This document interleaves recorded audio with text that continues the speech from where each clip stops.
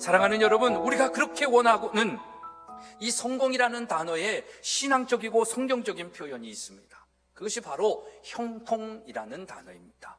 형통은 히브리어로 이 여호수아서 1장 8절에 사칼이라는 단어로 나오고요, 창세기 39장 3절에 짜레아흐라는 단어, 이 두 가지 단어로 표현을 합니다. 사칼이라는 단어는 영어로 프로스퍼라는, 그래서 번성하다, 번영하다라는 뜻을 가지고 있고요, 짜레아흐는 영어로 success, 말 그대로 성공하는, 잘되는 의미를 가지고 있습니다. 그래서 형통이라는 단어는 이 땅에서 잘되고 번성하고 번영하는 이 성공의 의미를 가지고 있는 것입니다. 저는 오늘 저의 모든 중심을 모아 예수님의 이름으로 여러분을 축복하고 싶습니다.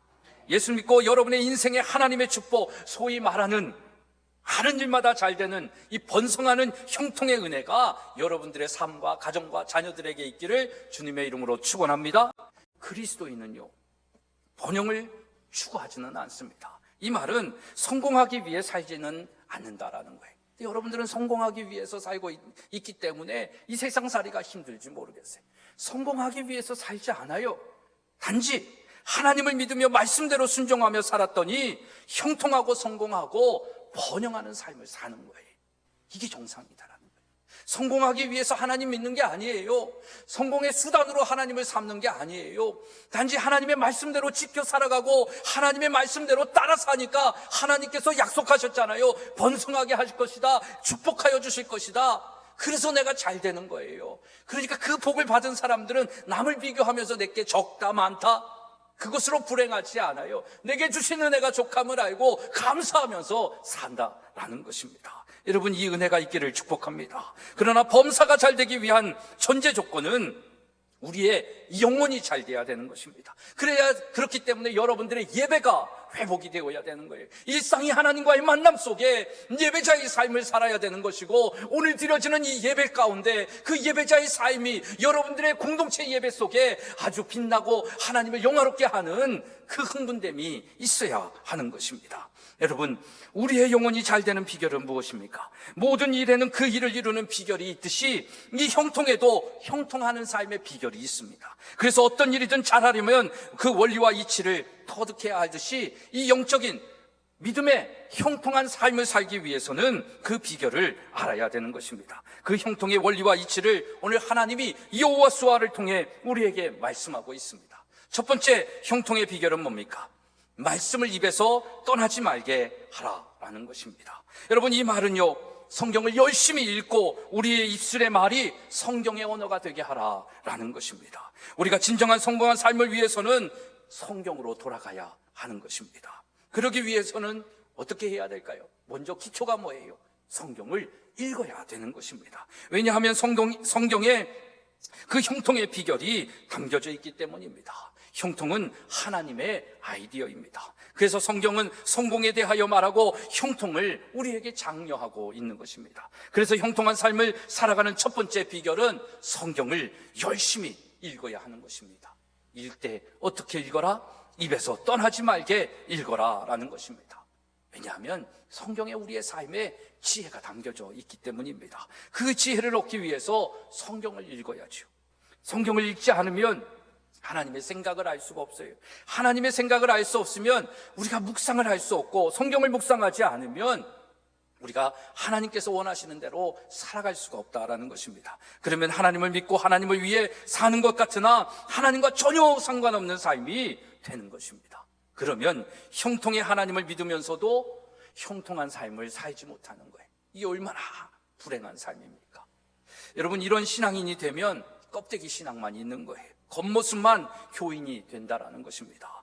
예수를 믿는데 구원을 얻을 수 없는 그런 신앙이 될 수 있다라는 것입니다. 왜냐하면 하나님의 말씀대로 생각대로가 아니라 자기 멋대로의 신앙이기 때문입니다. 하나님을 믿는 것이 아니라 나를 믿는 도구로 하나님을 이용하며 살고 있기 때문입니다. 이것이 내 삶의 주인이 나라고 생각하는 교만한 마음의 상태인 것입니다. 여러분, 우리 안에 왜 이런 교만한 생각이 있을까요? 거꾸로 다시 원점으로 얘기하면 하나님의 생각을 모르기 때문에 그래요. 왜 하나님의 생각을 모릅니까? 하나님의 생각에 담겨져 있는 성경을 안 읽기 때문이에요. 설교의 말씀을 들으려고 해요. 좋은 이야기를 들으려고 해요. 좋은 설교자가 있으면 교회가 부흥하기도 합니다. 근데 정작 성경은 읽지 않아요. 이게 현대 그리스도인들의 오류입니다. 자기계발서에 관한 책들, 전공 분야의 책들은 많이 읽습니다. 정작 인간이 누구이고 무엇인지를 알려주는 성경을 읽지 않아요. 그래서 어떤 때는 저도 막 그런 책들을 많이 읽잖아요. 그거 읽느라고 성경을 못 읽을 때가 있잖아요. 묵상하지 못할 때가 있잖아요. 그럴 때는 제 책장에 있는 책들을 다 갖다 버리고 싶은 때도, 생각이 들 때도 있습니다. 여러분, 성경을 습관적으로 읽는 그런 훈련이, 그 성경을 읽어냄이 여러분들을 형통하게 함을 믿으시기를 바랍니다. 그래서 매일 평일에는 3장 정도 읽고요, 주말에는 5장 정도 읽는 그런 훈련이 되었으면 좋겠습니다. 그렇게 매일 3장, 평일에 3장, 주말에 5장씩 읽으면 성경 일독을 한대요. 우리가 참 성경을 읽기가 불편한 현실들도 있습니다. 눈도 어둡고 집중력도 없고 그래요. 그래서 제가 소개해드렸잖아요. 드라마 바이블 앱이 있잖아요. 아주 드라마를 보듯이 성경을 읽어주지 않습니까? 차를 타고 가다가, 걸었다가, 운동하다가, 그렇게 여러분들이 하루에 20분씩 30분씩만 매일 3장의 성경, 5장의 성경만 읽어도 일독이 되어지는 겁니다. 그렇게 여러분들이 성경을 읽었으면 좋겠어요. 그 중에서 마음에 와닿는 말씀이 있잖아요. 거기에 밑줄을 쫙 끄는 거예요. 그리고 그걸 외우는 거예요. 그것이 매일 우리가 성경을 읽고 입으로 말씀을 읽는 그 습관을 갖추게 하는 겁니다. 말씀을 입에서 떠나지 않게 하는 것이다 라는 것입니다. 여러분, 이렇게 지속적이고 체계적으로 성경을 읽을 때 내가 누구인지를 알고 무엇을 위해 어떻게 살아야 할지를 깨닫게 되는 것입니다. 그렇게 성경을 읽어나갈 때에 제가 설교 속에서 여러분들에게 예수 그리스도를 소개하지 않아도 성령님께서 직접 예수 그리스도가 누구인지를 그 성경의 말씀을 통해서 깨닫게 하신다라는 것입니다. 성경을 읽을 때에 그래서 내가 죄인임을 알게 되는 것입니다. 의심 많은 나에게 믿음이 생겨나는 것입니다. 성경 읽을 때에 구원의 문제가 해결되고 영혼이 잘되며 병든 몸에 치유되어지는 역사도 있는 것입니다. 그 말씀이 살아 생명력이 있어 우리의 심령 골수를 쪼개고 우리의 삶을 강건하게 하는 것입니다. 이 말씀을 읽지 않으시겠습니까? 이 말씀이 여러분들을 형통하게 할 것입니다. 저는 저와 여러분이 말씀을 열심히 읽어 하나님을 깊이 알고 죄를 깨달아 회개하고 우리의 본질이 회복되어지는 은혜가 있기를 간절히 소망합니다. 사랑하는 여러분, 말씀이 입에서 떠나지 말게 하라는 것은 말씀과 더불어 살고 말씀이 우리의 삶의 기준이 되는 삶을 살아라는 의미인 것입니다. 여러분은 어떤 삶을 기준으로 살고 있어요? 돈입니까? 명예입니까? 권력입니까? 관계입니까? 여러분, 말씀이 여러분들의 삶의 기준이 되어지면 그 기준의 힘을 가지고, 그 말씀의 힘을 가지고 오히려 사람들을 끌어당기는 그 성공의 자리에, 형통의 자리에 있게 될 줄로 믿습니다. 두 번째 형통의 비결은 그 말씀을 쥐하러 묵상하는 것입니다. 묵상은 깊이 생각하는 것을 말합니다. 성경을 읽는 것은 그냥 눈으로 읽는 것이지만 그렇게 읽다가 마음에 와닿은 것을 깊이 생각하는 것, 이걸 묵상이다라고 얘기합니다. 묵상은 영어로 메디테이션이다라고 얘기하는데 이 메디테이션의 어원은 라틴어 메디켈루스라는 단어에서 왔다고 합니다. 이 메디켈루스라는 단어는 우리가 이 약국에서 파는 약을 메디슨이라고 얘기하거든요.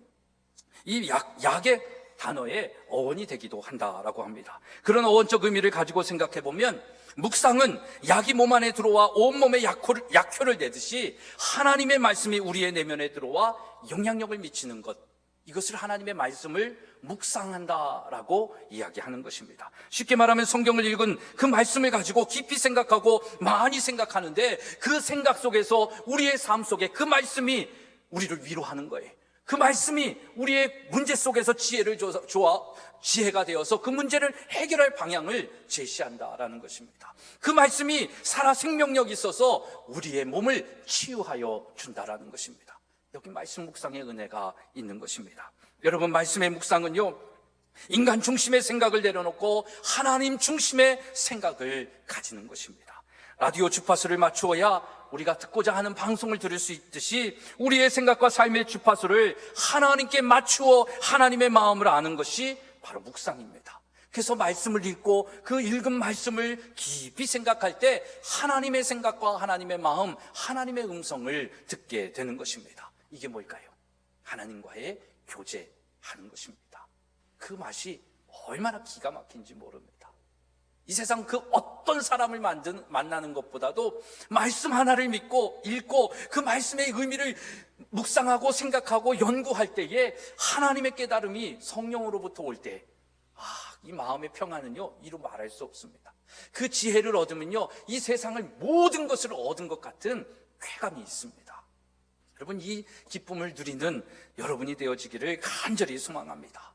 이걸 경험한 시편 기자가 뭐라고 얘기합니까? 시편 1장 2절에 복 있는 사람이다 라고 얘기하지 않습니까? 복 있는 사람은 오직 여호와의 율법을 즐거워하여 그의 율법을 주야로 묵상하는 자다 라고 얘기하는 거예요. 그러니까 하나님의 말씀을 묵상하는 자, 그가 복 있는 자이고 그 복을 하나님께서 주겠다라고 약속하시고 그 복을 누리는 자가 이 땅에서 형통한 삶을 사는 거예요. 성공한 인생을 산다라는 것입니다. 이 성공의 비결을 알고 성공한 인생을 사는 여러분 되어지기를 축복합니다. 사랑하는 여러분, 복 있는 사람이 되십시오. 거기에 진정한 행복이 있습니다. 그래서 여러분, 말씀 묵상은요, 하나님의 마음과 생각을 알아 우리가 성경적 세계관으로 이 세상을 살아가고 또 그 생각을 정립하게 만드는 것입니다. 말씀 묵상을 통해 예수님을 더 깊이 알게 되고 예수님을 닮아가는 은혜를 경험하는 거예요. 그분이 이 땅에 오셔서 내 죄의 문제를 해결하시고 나를 위하여 십자가에서 돌아가셨다라는데 그 의미가 무엇일까? 그 큰 사랑을 우리가 얘기하고 그 큰 사랑을 찬양하고 있는데 그 큰 사랑은 나에게 어떤 의미가 있을까? 이 말씀의 의미, 이 말씀이 살아 생명력 있고 다른 사람을 변화시키고 치유하는 역사가 있고 형통하게 한다라는데 그 말씀의 의미가 나에게 어떤 의미가 있을까? 그 모든 것은 그 말씀을 깊이 묵상할 때 우리에게 얻게 되어지는 것입니다. 그래서 말씀 묵상을 통해 우리의 생각의 틀이 바뀌면 우리의 내면에 변화가 일어납니다. 혁명이 일어나는 것입니다. 은혜를 경험하는 것입니다. 말씀 묵상을 통해 선악을 분별함을 얻게 합니다. 말씀 묵상을 통해 미래의 창조적인 씨앗과 같은 언어를 우리가 얻게 되어지는 거예요. 그러니까 지금 우리는 이 코로나 이후의 시대에 우리는 어떻게 살까를 걱정하고 두려워하지 않습니까? 한 번도 경험하지 못한 세상이라고 하면서 우리가 걱정하면서 살고 있잖아요. 사실 우리는 이제까지도 그렇게 살아왔어요. 어제와 똑같은 오늘을 살아왔습니까? 어제와 항상 다른 삶을 살아왔습니다. 코로나 이후의 삶이 크게 변한다라고 하지만, 큰 변화를 가져왔다라고 하지만 우리가 불편하고 마스크 쓰고 살고 거동에 제한이 있을 뿐 우리의 일상이 그렇게 달라진 건 없습니다. 그렇게 세상은 갈 겁니다. 근데 이 세상 속에서 그렇게 두려움과 떨림 속에 걱정하면서 살지 않는 비결이 뭐가 있을까요? 하나님의 말씀에 있다라는 거예요. 그 말씀을 알고 그 말씀을 묵상하면 어떤 시대 속에서도 하나님은 지혜를 주시는 거예요. 창조의 은혜를 주시는 겁니다. 그 묵상 속에서 하나님이 주신 그 아이디어를 느끼만 한다면 이 세상은, 코로나 이후의 세상은 두려움이 아닙니다. 걱정할 세상이 아닙니다. 오히려 기회가 되어지는 세상이 될 줄로 믿습니다. 저는 그렇게 소망합니다. 여러분, 정말 그 모든 것들을 이루는 것이 뭐예요? 말씀 묵상입니다. 말씀 묵상을 통해 좌로나 우로나 치우치지 않는 하나님의 생각을 소유하게 되는 것입니다. 여러분, 이렇듯 말씀 묵상은 우리의 삶에 무한한 능력과 축복이 되는 것입니다. 근데 우리는 이걸 몰라서 안 할까요? 다 알잖아요. 익히 들어서 알고 있고 다 중요하다라는 건 알아요. 그런데 잘 하지 않아요. 이게 우리의 문제라는 것이죠. 말씀을 읽어야 된다, 묵상해야 된다, 그 말씀대로 살아내야 된다라는 걸 모르는 사람이 어디 있어요? 안 들어본 사람이 어디 있어요? 다 알지요. 근데 그 말씀이 삶으로 적용이 되어지지 않는 거죠. 그 말씀을 살아낼 때에 내가 세상에서의 손해를 감당하지를 못하는 거예요. 그걸 거부하는 거예요. 그 말씀을 지켜서 살았을 때 내가 상할 자존심을 생각하면 그걸 할 수가 없는 거예요. 그게 하나님보다 내 자신이 더 큰 거예요. 다시 말하면 하나님을 내 삶의 주인으로 사는 삶이 아니라 내가 내 삶의 주인이라고 생각하며 사는 사람이다 라는 것입니다. 거기에 무슨 변화가 있겠습니까? 거기에 무슨 하나님이 주시는 축복이 있겠어요? 형통이 있겠어요? 성공한 삶이 있겠습니까? 사랑하는 여러분, 정말 말씀 묵상을 통하여 하나님의 무한한 능력과 축복을 받는 저와 여러분이 되어지기를 소망합니다. 여기에 형통한 삶의 비결이 있다니까요. 여기에 성공하는 삶의 비결이 있다니까요. 말씀 묵상은 내 삶의 진정한 내면의 변화와 내가 누구인지, 어디서 와서 무엇을 위해 어떻게 살아야 할지를 깨닫게 하시는 성령의 음성인 것입니다. 진정한 우리 삶의 변화는 그래서 어떤 기사와 표적에 있지 않아요. 사람의 이에 있지 않습니다. 말씀 묵상을 통해서 나타나는 것입니다. 이런 변화가 역경과 시련을 극복할 수 있는 신앙을 소유하게 하는 것입니다. 여러분, 그러나 말씀 묵상을 했다라고 해서 우리의 삶에 고난이 사라지느냐? 결코 그런 일은 없습니다. 말씀 묵상을 한다고 해서 우리의 삶에 어려운 문제가 없느냐? 아니라는 것입니다. 아마 그 말씀 묵상을 했기 때문에 우리의 삶이 더 불편해지고 어려워지는 것이 이 세상살이인지도 모르겠습니다. 그래서 정말 이 말씀을 묵상하면 묵상할수록 세상의 삶의 방식과 하나님의 방식이 너무나도 다르잖아요. 틀린 걸 알게 되잖아요. 그러니까 불편하죠. 어렵죠. 그러나 여러분, 말씀 묵상을 하게 되면 그 모든 고난을 극복하는 지혜와 힘을 얻게 되고 그 고난 가운데 있는 하나님의 섭리를 비로소 알게 되어지는 거예요. 그러면 우리는 능히 그 고난과 아픔과 시험을 이기게 되는 것입니다. 말씀 묵상을 잘하는 사람들은요, 고난 중에서도 춤을 출 수 있는 것입니다. 고난을 성숙의 도구로 삼는 것입니다. 그러니까 이 코로나 이 안타까운 이 현실 속에서도 하나님의 부흥을 논할 수 있고 이야기할 수 있다는 것입니다. 문제를 축복의 기회로 만들고 문제 속에서 비전을 보는 것이 말씀을 묵상하는 자에게 주는 하나님의 경쟁력인 것입니다. 문제마저도 그래서 우리의 친구로 삼고 문제 때문에 더욱 잘 되는 축복, 전화위복의 하나님의 그 은혜를 누릴 수 있는 전화위복의 인생이 되어지는 것입니다. 그래서 말씀의 형통한 삶의 원리는 정말 그 말씀의 묵상에 있는 것입니다. 사랑하는 여러분, 성경학자들이 쓴 주석은요, 하나님의 진리에 대한 많은 지식이나 생각을 가지게 합니다. 그러나 기도와 묵상을 통해 성령의 가르침을 받을 때 우리의 마음이 성령님으로 채워지는 것입니다. 묵상은 그래서 우리를 겸손하게 해주고 우리에게 기쁨을 가져다 주고 하나님과 더 가까이 가게 하는 것입니다. 말씀 묵상은 하나님으로부터 온 것이기 때문에 우리 마음속 깊이 파고들어 우리의 한 부분이 되고 삶으로 나타나게 하는 거예요. 이것이 중요합니다. 여러분, 말씀 묵상은 생각의 묵상이 아닌 하나님의 말씀을 묵상하는 거예요. 나의 생각이 아니에요. 여러분, 그래서 이 말씀 묵상의 가장 하이라이트는요, 그 말씀대로 살아내는 데 있습니다. 그 말씀을 그냥 문자 그대로 지켜 행하는 것이에요. 그래서 형통의 비결은 말씀을 읽기도 하고 묵상하고 생각하는 것에도 있지만 무엇에 있을까요? 지켜 행하는 것에 있습니다. 여러분, 오늘 본문 말씀을 보십시오. 형통의 삶의 결론은 이렇게 맺어지고 있습니다. 내 입에서도 떠나지 말게 하며 주야로 그것을 묵상하여 그 안에서 기록된 대로 다 지켜 행하라 라는 것입니다. 그리하면 너의 길이 평탄하게 될 것이요 너가 형통하리라, 승리하리라, 성공하리라 우리에게 말씀하고 있는 것입니다. 하나님은 성경을 통해 우리에게 지속적으로 이 부분을 강조하며 말씀하고 있습니다. 그 말씀을 어떻게 하라? 다 지켜 행하라는 것입니다. 부분적으로 행하라가 아니에요. 기록된 대로 다 지켜 행하라는 거예요. 부분적으로 내가 하고 싶은 것만 하는 것이 아니에요. 나에게 유리한 것만 택하는 것이 아니에요. 불편하고 힘들고 어려워도 그것을 택하여 순종하는, 복종하는 그 지켜 행함을 말씀하고 있는 것입니다. 마태복음 5장 6장 7장은 우리가 잘 알듯이 산상보훈이라는 예수님이 산에서 하신 금과 옥조와 같은 설교입니다. 그래서 그리스도인들이 다 지켜야 할 삶의 지침이다라고 얘기하고 기독교의 윤리 강령 대헌장이다라고도 얘기합니다. 여러분, 이 위대한 설교의 결론은 뭘까요? 마태복음 7장 24절로 27절의 말씀 우리 한번 같이 읽겠습니다. 시작. 그러므로 누구든지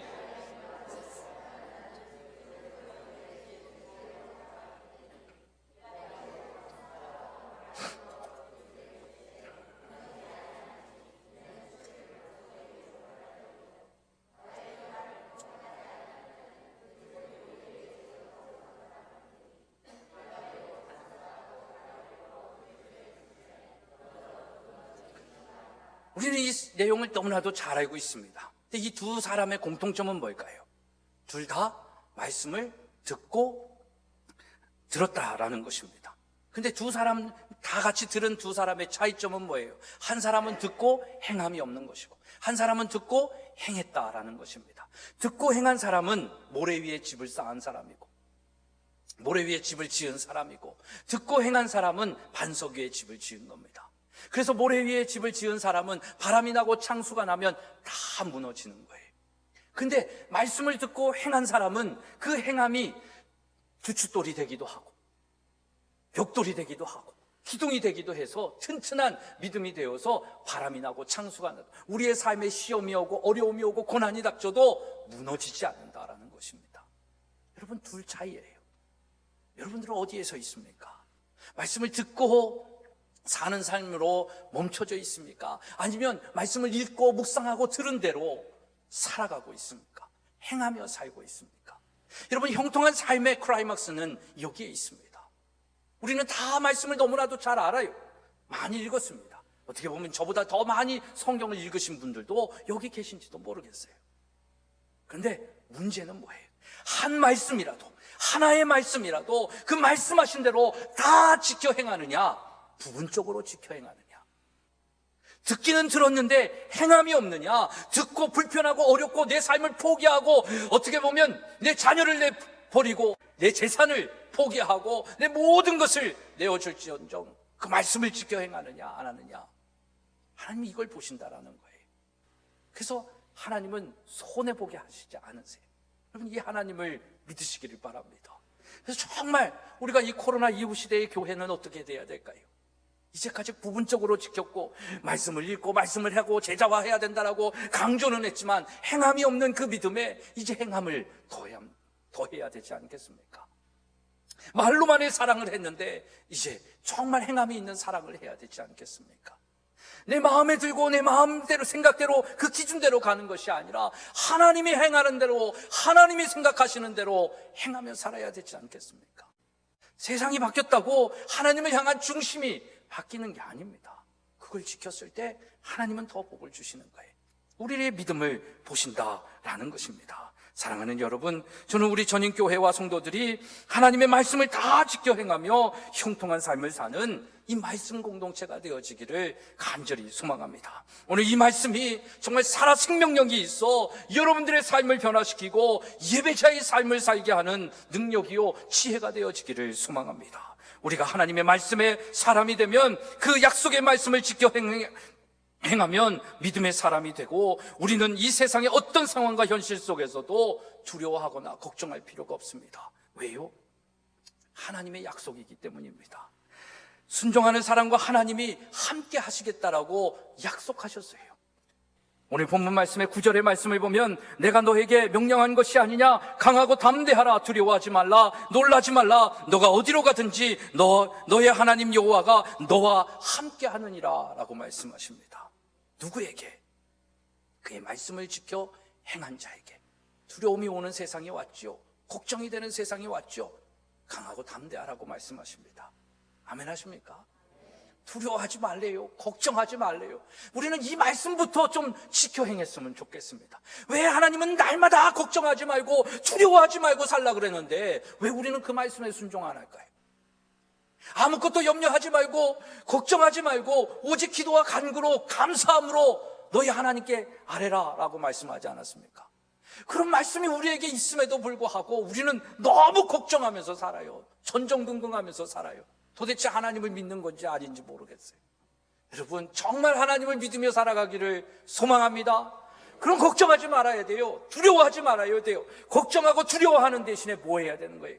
말씀을 지켜 행하는 거예요. 말씀을 다 지켜 행해야 된다는 겁니다. 안식일을 거룩히 지키라고 하면 지켜야 돼요. 지키기는 지키는데 거룩이 빠지면 안 된다는 것입니다. 여호와의 이름을 망령되이 일컫지 말라 그랬는데 함부로 주의 이름을 우리가 일컬어서는 안 된다는 겁니다. 그때 하나님이 여러분들을 형통하게 하시는 겁니다. 그 형통은요, 교회 안의 형통이 아닙니다. 세상에서의 형통입니다. 세상에 비치고 소금으로 살게 하시는 그 승리고 그 성공이다라는 것입니다. 여러분들의 자녀들이 그렇게 잘 되기를 원하잖아요. 그 비결이 거기에 있다라는 것입니다. 사랑하는 여러분, 여러분의 믿음은 어디에 있습니까? 말씀을 읽고 묵상하며 행함이 있는 믿음입니까? 아니면 말씀을 읽고 묵상하지만 지켜 행하지 않는 모래성과 같은 믿음입니까? 더 나아가서 말씀을 읽지도 않고 그래서 묵상을 할 수도 없고 그래서 교회는 다니고 있지만 하나님과 전혀 상관없는 행함으로 자신의 의만 자랑하고 자신이 하고 싶은 일만 하며 살아가는 그런 사람입니까?